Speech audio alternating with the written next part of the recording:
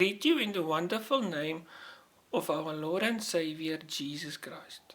We are asked to do a 10-minute video about the cycle of Joseph in a way that it brings out the historical, theological, and devotional significance out. We are also asked to do it in a first person narrative. We can also choose our own character, which can be Joseph's siblings, but I chose to be Joseph himself, because who better to tell the story than Joseph himself? I, Joseph, am the 11th born son of my father Jacob. You might also recognize him by the name of Israel, which is an interesting story. Seeing that my father and I am from the lineage of Abraham, God had a special plan, for God said that he will make Abraham's seeds great. What makes my father Jacob so special is that God said that out of his lineage kings will come. And how faithful was God if we look at King David, King Solomon, and most of all King Jesus? I, Joseph, then, was my father's favorite son of the 12 siblings. But my father first had to marry Leah, even though he wanted to marry my mom Rachel. So of course I would find more favor because my father loved Rachel more than he loved Leah. My story actually starts when I was 17 years old and my father a full 108 years. Seeing that I was my father's favorite son, he made me a coat which was beautiful, and I only got one. My other brothers didn't have one, and that made them jealous about me. But what even worsened the jealousy and infuriated their anger is the dreams I got, and I made a mistake of telling all my brothers of my dreams. The first dream I had, we and my brothers were in the field binding sheaves, and my sheaf went and stood in the middle, and their sheaves stood around me, gathered around me, and bowed down to me. Even though I didn't understand fully, I learned that God's dream for us is always bigger than our own dreams for ourselves. The other day I dreamed that the sun and the moon and the stars were bowing down to me. Even my father wondered why would we bow down to him. But my story begins when my father one day told me to go and look where my brothers were. Innocently and full of excitement, I obeyed my father's order, but little did I know, when I eventually found them on another place and they saw me coming, they were making plans to take my life into their own hands and finally get rid of me for once and all. Reuben, my oldest brother, luckily came up for me and said, "No way, we are not shedding his blood, innocent blood today. Something to him, but let's do something to him, but let's not shed his blood." This reminds me of the patriarch Job, where God told Satan that you can touch him, but leave his life alone. The next thing I knew, I was firstly stripped of my coat, which my father gave me, and I was thrown in a deep pit. I was scared and I screamed, but then I realized God is with me even in the darkest days. For God says He will never leave us nor forsake us. You can say I was approximately 2 hours stuck, and then miraculously my siblings threw down a rope and said, "Grab onto the rope, we will pull you out." So I was so relieved and thought the fun and games were over. When I was rescued from the pit, I saw the Ishmaelites having a discussion with my other siblings. They were negotiating something about 20 shekels silver, and I felt very uncomfortable, and all of a sudden my feeling was right. I was the object for the Ishmaelites bought me for 20 shekels of silver. All of a sudden I had to leave my beloved father Jacob without saying goodbye, and Canaan, which is the only place I ever knew. On the road, on the back of the camel, I cried and wept, wondering what did I do wrong? Will I ever see my father again? We travelled for 2 days, and when I could see Egypt in the far, and we came across an official, and I learned that he was the captain of the guard, and he went by the name Potiphar. I was then sold to Potiphar, by the Ishmaelites. And as a slave, I worked hard and was obedient to his instructions. And he started to trust and he trusted me more and more with the things pertaining his house, because the Lord was with me, and the Lord blessed the house of Potiphar. And not too long, I became second in charge in his house. Even though I was wondering what was happening with my family and my father, being in charge of the house took my attention away from Canaan. Working outside in the heat all day in Egypt made me quite attractive, and I liked how the sun baked my body. But the bad side of this, Potiphar's wife and I spent a lot of time together, and she started liking me, and day after day she tried to get me in bed. But I would refuse it totally because Potiphar put me in charge of everything except his wife. And worst of all, I would sin against God of heaven and earth by allowing her. Then I don't know if she planned it or just happened unexpectedly. But for once, we were totally alone in Potiphar's house. I could sense trouble coming. She called me and I obeyed. She had other intentions with me, and when I came to her, she grabbed me by the arm and said, "Come and lay with me." Immediately I said with a hard voice, "No." She then begged me, and the grip became firmer. But I wiggled myself out of there and ran as quickly out of the house as I could. I was so glad I had the strength to say no. But what she did next I never expected, even from her. They told me she screamed and told Potiphar that I wanted to lay with her. But I would never do something like that. Potiphar accepted the word, and I again was portrayed, even though I was totally innocent. The same I was with my brothers. Potiphar was so cross with me that he threw me in jail, even though I was flabbergasted and shocked in her. Telling lies, I found comfort in God, knowing that He is always there, and if I just keep on walking the straight path, things will work out. In jail, I obeyed and did what was expected of me, and I was again part of a leadership role. God was with me. This one day, I was still busy with things in jail, and the next moment, two men were brought into jail, and the one was the baker and the other a cupbearer. I really thought, what did I do? What did they do wrong? But the next morning, while I was still minding my own business, I could see that these two men were really troubled.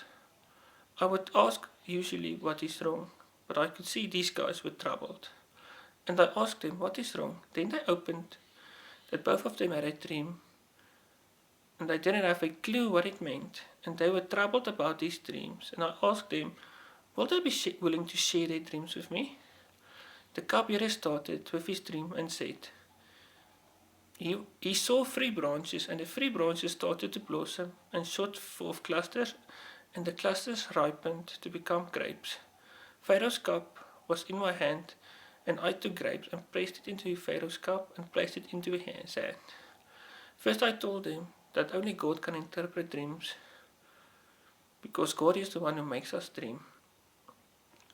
I then interpreted his dream, and it meant that in 3 days he will be restored into his cupbearer position.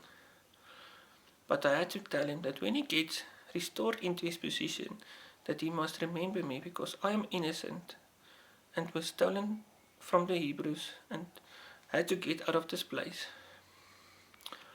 Next we move on to the baker's dream, and he started sharing about his dream, where he had 3 baskets on his head, and in the uppermost baskets there were lots of baked goods for the Pharaoh. But the birds came and ate it. This was not an easy dream to tell him, because in 3 days it meant that he will be hanged. After these dreams played out in front of me, I really was motivated to get out of jail, because I was innocent, if you remember. And this reminded me that one should not get discouraged to do good, because in the right time you will reap the benefits of it. After 2 years in jail, I thought of getting out of jail was nullified, and I made peace with my circumstances, but God didn't forget me. Like they say, God's time is not our time, and we should just trust God, for He has an awesome plan. In the meantime, in the palace of Pharaoh, where the cupbearer was, working side by side with Pharaoh, and almost forgotten me until one day.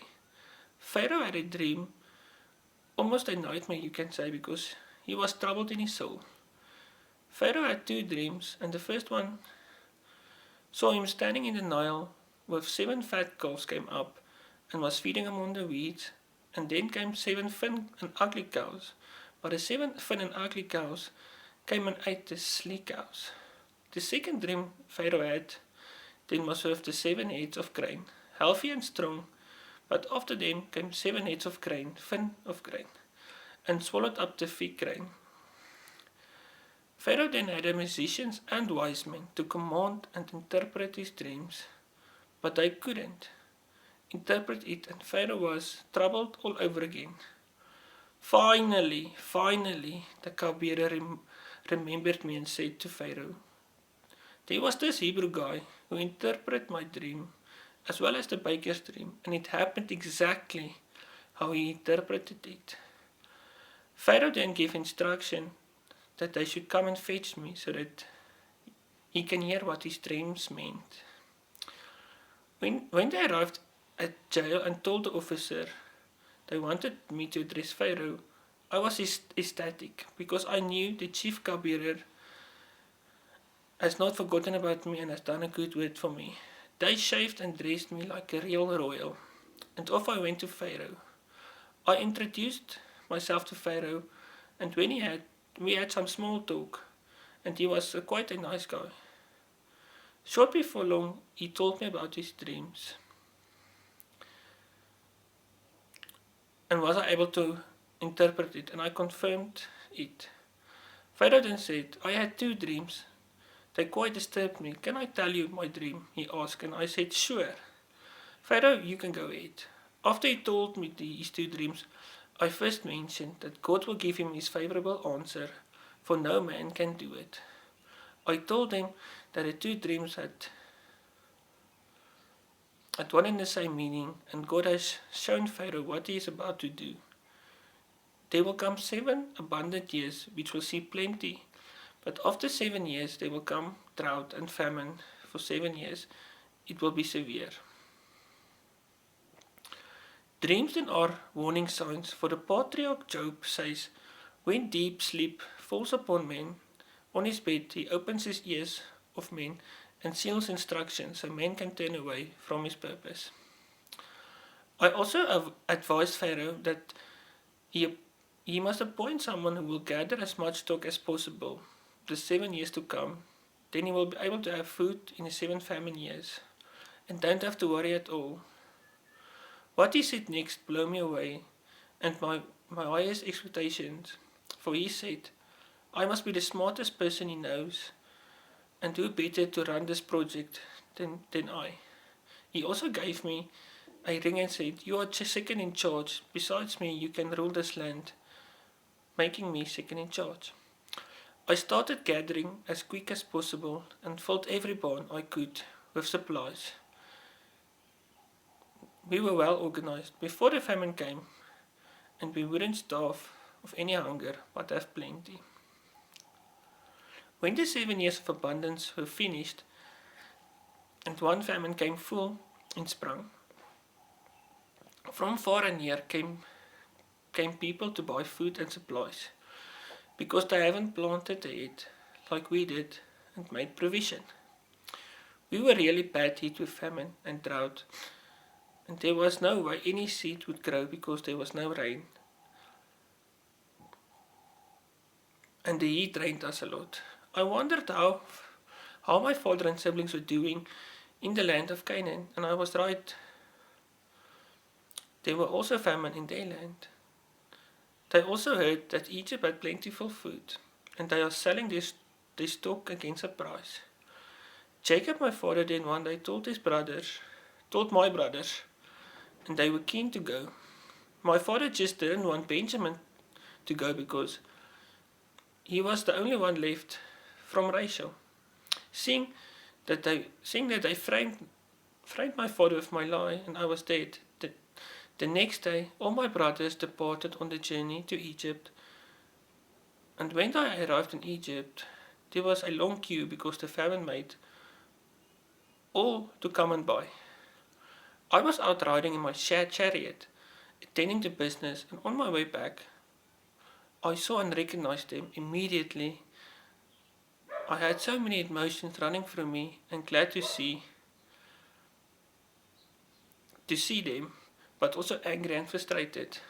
I stopped just there and then called with a loud voice, "Arrest these guys, they are spies." But they have pleaded, "No, we are not spies. We're only here to buy grain." But I demanded that they should be locked up. They again pleaded and said that they were not slaves, they were not, and they only want to buy grain, and they are noble people. I then demanded that they shall not leave until they brought Benjamin, my youngest brother, from Canaan, so that I could see him again. How I missed my brother.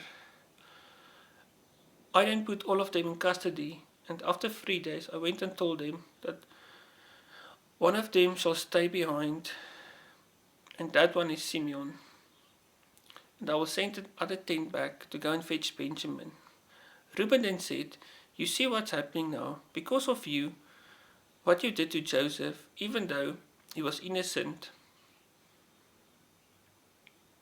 I heard those voices.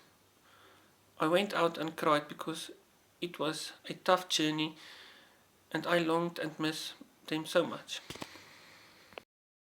Before I let them depart back to Canaan, I quickly let my men fill their bags with grain and the money which they gave for the grain when they arrived at Canaan.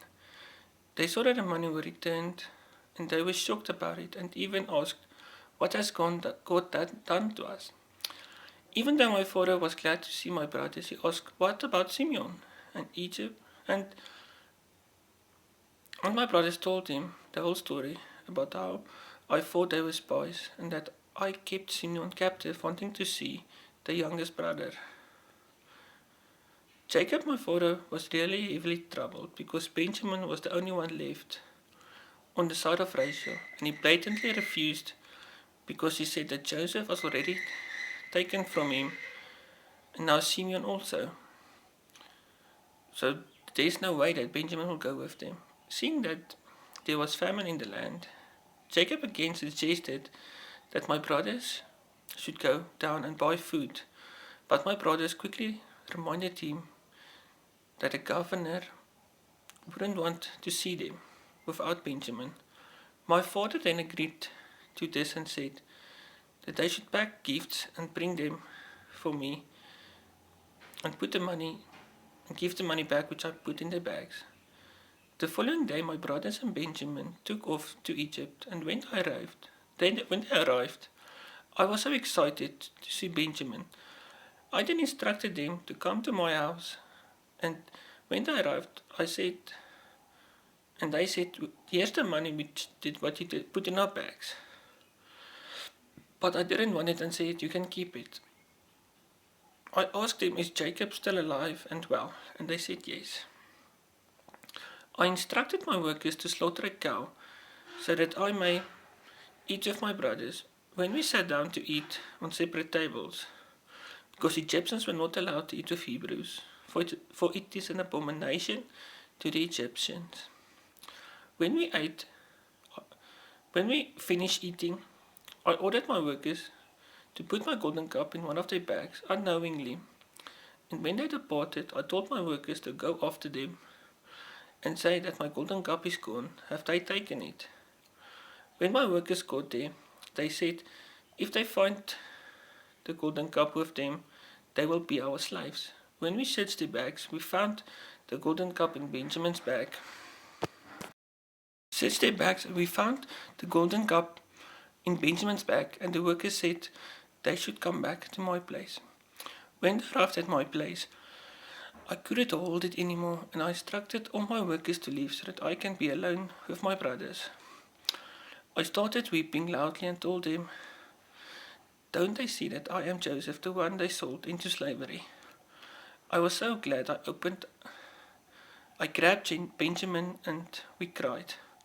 I also hugged each of my brothers and we reunited. After we reunited and we caught up with each other, I said that they should go quickly and fetch my father Jacob, for I missed him and loved him so much. Even Pharaoh and his family thought it was a good idea. Pharaoh also suggested that I should take his chariots and load all the children and belongings upon the chariots and bring them to Egypt. When my brothers arrived in Canaan, my father's heart went numb when he heard that I was still alive and was governor of Egypt. Even though he hesitated to, to go to Egypt, he finally agreed, and the Lord told him not to be afraid to go to Egypt. When my father and my brothers arrived in Egypt, I was so glad to see them that we both wept for a while in each other's arms for a time we have missed, and I realized that I loved my father so much. I then arranged with Pharaoh that my father and my brothers stay in Goshen because they were shepherds all their lives, and Pharaoh granted me that wish. My father one day then came to me and told me to promise him that I will not bury him in Egypt, but I must bury him with his forefathers. I agreed and said that I will do so. After this, my father fell ill, and he blessed my children and all my brothers and breathed out his last breath. I then asked permission to go and bury my father by Pharaoh in the land of his forefathers. Almost the whole Egypt came with us and my family. When my father died, my brothers was concerned that I would take revenge on them for the things they have done to me. But I comforted them by saying that it was God's plan since the beginning. The famine increased drastically and the people's money were running out. They were hungry and desperate to eat, and I came up with this brilliant idea that they can pay with their land and I will supply them food, which they did. And they even said they wanted to work as slaves, just not to starve to death and have something to eat. I lived a full 110 years, where the Lord never left me once, but before I died, I made my children sure that they would take my bones with them and not leave them in Egypt. Reflecting on my experience then of telling the story of Joseph was quite interesting. People really saw it from his perspective, seeing that I choose to tell the story through his eyes. One of the people even said that Joseph didn't even take revenge on his brothers or repay them for the things they have done. For the Bible says that revenge belongs to God. One guy also picked up that God cares for us and provides for us, and we don't have to worry about things. For even in jail and in the pit, the Lord was with Joseph always, because God said that He will never leave nor forsake us. I am going to use the storytelling method from now on, because it really gets people's attention with how you use it in a first person narrative, and they will remember this because you bring a story in a modern way. Thank you very much.